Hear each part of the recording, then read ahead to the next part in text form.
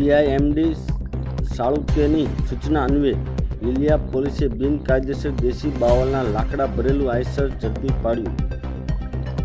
લીલિયા મોટા બુહદ ગીરમાં એસઆઈ સિંહોના રહેઠાણ વિસ્તારમાં પાછલા કેટલાય સમયથી વાઘણિયા, ટીંબડી, વરિંગડા, કાકચ સહિતના વિસ્તારોમાં કોઈ પણ પ્રકારની મંજૂરી વગર સરકારી પડતર સરકારી ખરાબો ગૌચર જમીનમાંથી લાકડા બાવળની આડમાં મોટા પ્રમાણમાં દેશી બાવળ સહિત દેશી ફૂલના વૃક્ષો મોટા પ્રમાણમાં કપાઈ રહ્યા છે. આ અસામાજિક પ્રવૃત્તિ અટકાવવા સ્થાનિક લોકોએ માંગણી કરેલ તેમ છતાં જવાબદાર તંત્ર આંખ આડા કાન કરી રહ્યું છે.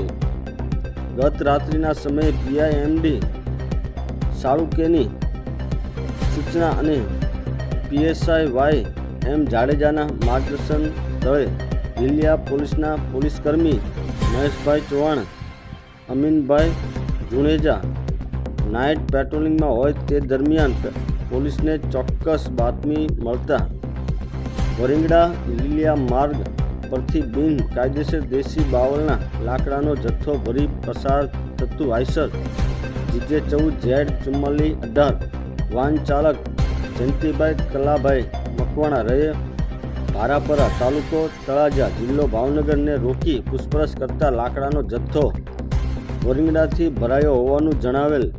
આઈસરમાં દેશી બાવળનું 9 ટન લાકડું કિંમત ₹45,000 તેમજ આઈસર ટ્રક કિંમત ₹4 લાખ મળી કુલ ₹4,45,000નો મુદ્દામાલ જપ્ત કરેલ.